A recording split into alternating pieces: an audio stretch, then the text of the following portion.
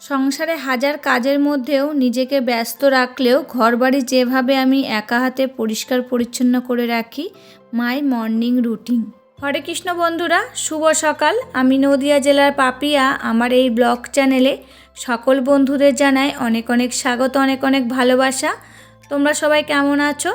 আশা করছি তোমরা যে যেখানে আছো সবাই খুব ভালো আছো আর সুস্থ আছো। আমরাও না বেশ ভালো আছি। আজকে হচ্ছে রবিবার, এখন সকাল 6:30 বাজে। এখন থেকে তোমাদেরকে সাথে নিয়ে ব্লগটা শুরু করছি।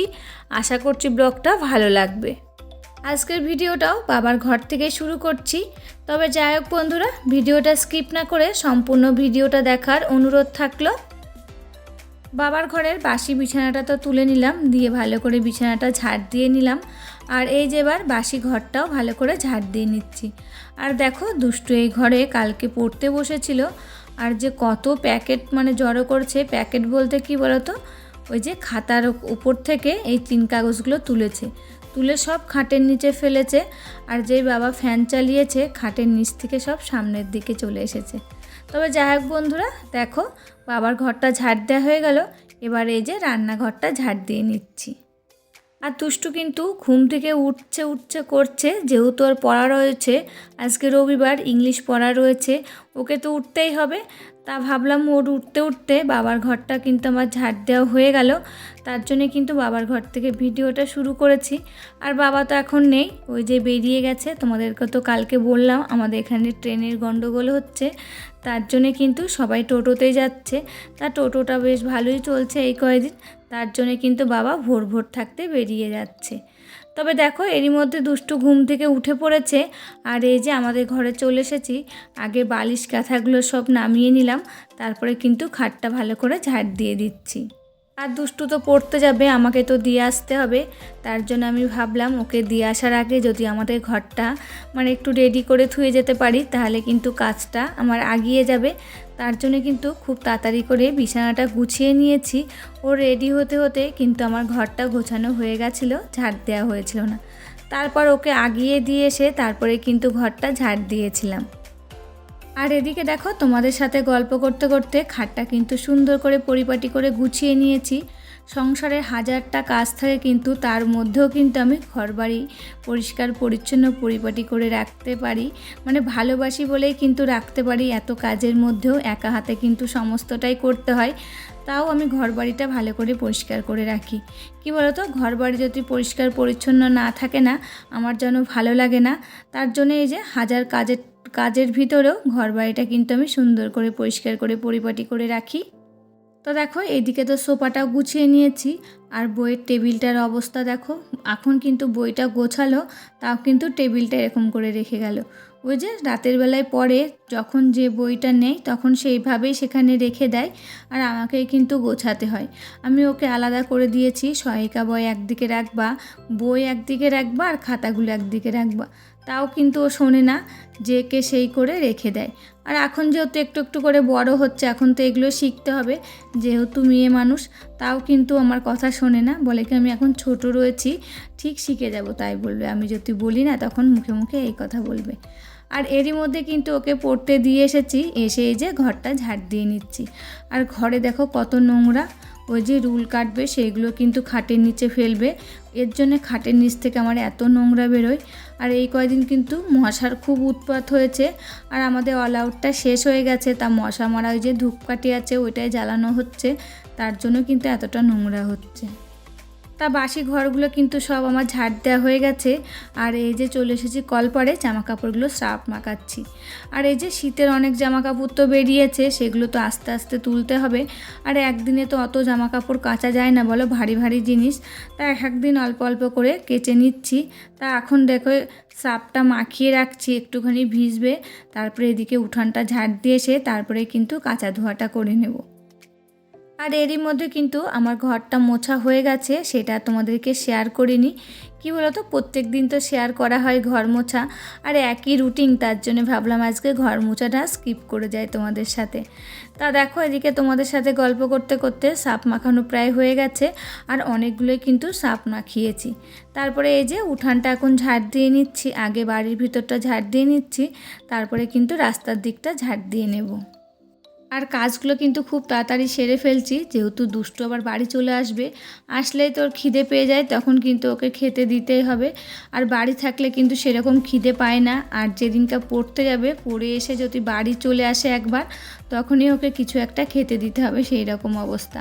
আর যেদিনকে পড়া থাকে না সকালে, বাড়ি থাকলে এতবার বলবো এটা খায় সেটা খা, তখন কিন্তু আর খায় না। তবে দেখো, গল্প করতে করতে বাড়ির ভিতরটা ঝাড় দেওয়া হয়ে গেছে। এখন এই যে রাস্তার দিকটা ঝাড় দিয়ে নিচ্ছি। তারপরে কাঁচা ধোয়া করে নিয়েছি, নিয়ে একেবারে স্নান করে নিয়েছি, নিয়ে এই যে চলে এসেছি ঠাকুর ঘরে। এখন এই যে ঠাকুর ঘরটা ভালো করে মুছে নিচ্ছি। আর ঠাকুর ঘরটা নোংরা বলতে কি বলো তো, শুধু ধুলো হয়। এই যে এখানে একটা জানলা রয়েছে রাস্তার দিকে, ওই রাস্তার দিক থেকে ধুলোগুলো আসে। আর পাশে যেহেতু রান্নাঘর, সেই তেল মশলাটা উড়ে আসে, তা একটু ধুলো হয়। আর কিছুদিন পর পর একটু তেল চিটে হয়ে যায়, যেহেতু রান্নার তেল মশলাটাও কিন্তু উড়ে আসে, তার জন্যে। তা দেখো, রান্নাঘর বলছি, ঠাকুর ঘরটা আমার মোছা হয়ে গেল। তা ঠাকুর ঘরটা ততক্ষণে শোকাক, আর আমি ততক্ষণে জামা কাপড়গুলো ছাদে নেড়ে দিয়ে আসি। আর দেখো, ভিডিওটার একটু ঘোলা ঘোলা হয়েছে, যেহেতু রোদ্দুরটা কী বলতো একটু ঘোলা ঘোলা উঠেছে আজকে, মেঘলা মেঘলা মতন। আর এদিকটা তো পূর্ব দিক, এদিক দিয়ে সূর্যটা উঠেছে, তার জন্য কিন্তু ভিডিওটা একটু ঘোলা ঘোলা হয়েছে। তা দেখো, জামা কাপড়গুলো সব নেড়ে দিচ্ছে। আর এত ভারী ভারী জামা কাপড়, দড়িগুলো কিন্তু সব নিচু হয়ে গেছে। তাই যে মানে কভারটা, লেপের কভারটা নাড়ছিলাম, ভাবছিলাম যে ছাদের সঙ্গে ঠেকে যায় যদি, তাহলে কিন্তু সাদা জিনিস নোংরা হয়ে যাবে। তা দেখো, একটু ছোট করে দিয়েছি, তার জন্যে কিন্তু মানে ছাদের সঙ্গে আর ঠেকেনি। দেখো, তারপরে কিন্তু আমার জামা কাপড়গুলো তো নাড়া হয়ে গেল। তারপরে এই যে নিচে চলে এসেছি, এসে পুজোটা দিয়ে নিলাম। তা পুজোটা তো দেওয়া হয়ে গেছে, এখন এই যে গীতা পাঠটা করে নিচ্ছি। আর আমি কিন্তু সম্পূর্ণ বইটা পড়ি না, তোমাদেরকে তো বলি, গীতার ওই যে 18টি শ্লোক আছে, ওই 18টি শ্লোকই পড়ি। আর যখন পুজো করতে বসেছি, তখনই কিন্তু দুষ্টু বাড়ি চলে এসেছে। আর ওই যে তোমাদেরকে তো বলি, বাড়ি আসলেই তোর কিছু খেতে দিতে হয়। তা দেখো, তারপরে তো রান্নাঘরে চলে এসেছি। ঘরে ছিল পাউরুটি, আর তোমরা তো জানোই আমার ঘরে পাউরুটি সবসময় থাকে। তা দেখো, দুটো পাউরুটি ছেঁকে নিচ্ছি, দুটো না, দুজনের জন্য 4টে পাউরুটি। ও আজকে বলে কি, মা আজকে অন্য কিছু খাবো না, আজকে বড়লোকদের খাবার খাবো। মানে ওই যে টিভির মধ্যে দেখে সবাই সকালবেলায় পাউরুটি, কলা, ডিম সেদ্ধ, জুস খাই। তা দেখো, ওকে পাউরুটি আর কলা দিয়েছি, বলে কি, মা সঙ্গে যদি একটা ডিম সেদ্ধ আর জুস থাকতো, তাহলে কিন্তু বড়লোকদের মতন খাবারই হয়ে যেত আমাদের আজকে। তা দেখো, ওইটা মেয়েকে দিয়ে দিলাম। তারপরে কিন্তু আমিও খেয়ে নিয়েছি। নিয়ে এই যে কালকে যে জামা কাপড়গুলো কেচেছিলাম, সেগুলো তো শুকিয়ে গেছিলো, আর সেইগুলো এখন ভাঁজ করে নিচ্ছি। আর ভিডিওটির এই পর্যায়ে এসে আমার প্রিয় বন্ধুদের কাছে ছোট্ট একটা রিকোয়েস্ট করে যাই, ভিডিওটি ভালো লাগলে প্লিজ একটা লাইক করো।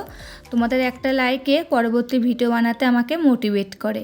আর আমার নতুন কোনো বন্ধুরা ভিডিওটি দেখে থাকলে, এই ভিডিওটা তোমাদের কোথাও ভালো লাগলে প্লিজ কমেন্ট করে জানিও।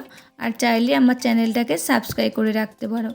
আর যারা চ্যানেলটাকে সাবস্ক্রাইব করে রেখেছো, তাদেরকে অসংখ্য অসংখ্য ধন্যবাদ আর ভালোবাসা। আর এই যে অনেকগুলো জামা কাপড়ই কিন্তু ভাঁজ করেছি, আর অনেকটাই টাইম লেগেছে। আর সব তো টাইমটা মানে সব জামা কাপড় ভাঁজ করা তো তোমাদের সাথে শেয়ার করা হয় না, যেহেতু ভিডিওটা বড় হয়ে যায়। আর আজকের ভিডিওটা একটু বড়ই হয়ে গেছে। আর আমি কিন্তু এত বড় ভিডিও করি না, ওই 10 মিনিট কি 11 মিনিটের ভিডিও করি। আজকে কিন্তু 12 মিনিট ভিডিও হয়ে গেছে। তা কী করা যাবে বলো, তোমরা একটুখানি মানিয়ে নিও। তারপরে দেখো, সমস্ত জামা কাপড়ই কিন্তু ভাঁজ করা হয়ে গেল। আর শীতের জামা কাপড়গুলো এখন ভাবছি তুলবো না, একেবারে সমস্ত জামা কাপড় মানে কাঁচা ধোয়া হয়ে যাবে, একবারে একদিনে সমস্ত জামা কাপড়গুলো তুলে ফেলবো। তার জন্য কিন্তু শীতের জামা কাপড়গুলো ভাঁজ করে আলাদা করে রেখে দিচ্ছি, একবারে জামা কাপড়গুলো সব কাঁচা ধোয়া হয়ে যাবে, তারপরে কিন্তু আলমারিতে তুলে দেবো। তারপরে এই যে চলে এসেছি দুপুরে রান্না। আজকে দুপুরে রান্না করেছি আলু উস্তে ভাজা, মসুরির ডাল, আর করেছি একটা নিরামিষ তরকারি। কী বলতো, মাংসের জন্য বসেছিলাম, যেহেতু আজকে রবিবার মাংস নিয়ে আসে। আর দুষ্টু বাবা আজকে মাংস আনার চান্স পায়নি, আর মাংস কিন্তু আনেনি। তারপরে মেয়ে একটু কান্নাকাটি করছিল, তা মেয়ের জন্য কিন্তু ডিম ভেজে দিয়েছিলাম। আর এই যে এখন রান্না করতে করতে যে সকল প্রিয় বন্ধুরা আমাকে প্রত্যেক দিন সুন্দর সুন্দর কমেন্ট করো, তাদের নামগুলো নিয়ে নিচ্ছি। Ashi Farzana, Sumi blog, Manasi Mukherjee, Monika Ghoshal, Sudipa De, Chandana blog, Goutam Das, happy happy মন ডেলি ব্লগ, শম্পা কিচেন, সকাল সন্ধ্যা ডেলি ব্লগ, মধুশ্রী মান্না, জীবনের ওঠাফাড়া অমৃতা ব্লগ। সকল বন্ধুদের জানাই অসংখ্য অসংখ্য ধন্যবাদ আর ভালোবাসা। এইভাবে তোমরা আমার পাশে থেকো আর আমাকে প্রচুর প্রচুর ভালোবাসা দিও। আর রান্নাটা কিন্তু আজকে দেরি হয়ে গেছিলো, মাংসর জন্য বসেছিলাম বলে। তা কী করব, দুটো ওভেনই কিন্তু জ্বালিয়ে দিয়েছি। একদিকে তো নিরামিষ তরকারিটা বসিয়ে দিয়েছি, আর একদিকে দেখো ডাল বসিয়ে দেবো। আর আজকের ডালটার ভিতরে দিয়েছি আলু আর পেঁয়াজ। এরকম করে ডাল করলে দুষ্টু একটু ভালোবাসে, আর ও যেহেতু কান্নাকাটি করছিল মাংস আনিনি বলে, তার জন্য কিন্তু এরকম করে মসুরির ডালটা আবার লাস্টে করলাম। ডালটা তোমার সিদ্ধ হয়ে গেছে। আর এই যে তেলের উপরে কালো জিরে, শুকনো লঙ্কা, তেজপাতা, ফোড়ন দিয়ে আলুগুলো ভালো করে ভেজে নিয়েছিলাম। তারপরে পেঁয়াজগুলো দিয়ে দিয়েছিলাম। পেঁয়াজগুলো ভাজা হয়ে গেলে তারপরে কিন্তু এই যে ডালটা দিয়ে দিয়েছিলাম। তারপরে ভালো করে ফুটিয়ে নামিয়ে নিয়েছি। আর এদিকে দেখো আমার নিরামিষ তরকারিটাও প্রায় হয়ে গেছে, মানে সব কিছুই প্রায় সিদ্ধ হয়ে গেছে। নামানোর আগে একটু মিষ্টি দেবো আর একটু চালের গুঁড়ো দিয়ে নামিয়ে নেব। আর এদিকে কিন্তু আমার ডালটা হয়ে গেছে, আর ওইদিকে তরকারিটা একটু হচ্ছে। সেই ফাঁকে আমি যে স্ল্যাবটার পরে ভাত তরকারি রাখি সেই স্ল্যাবটাই কিন্তু মুছে নিলাম। মুছে ভাত তরকারিগুলো যেখানে থাকে সেখানে আবার সুন্দর করে সাজিয়ে দিলাম। আর এই স্ল্যাবটা মোছার পর তরকারিটা কিন্তু নামিয়ে নিয়েছিলাম। তারপরে কিন্তু সুন্দর করে সাজিয়ে রেখেছি।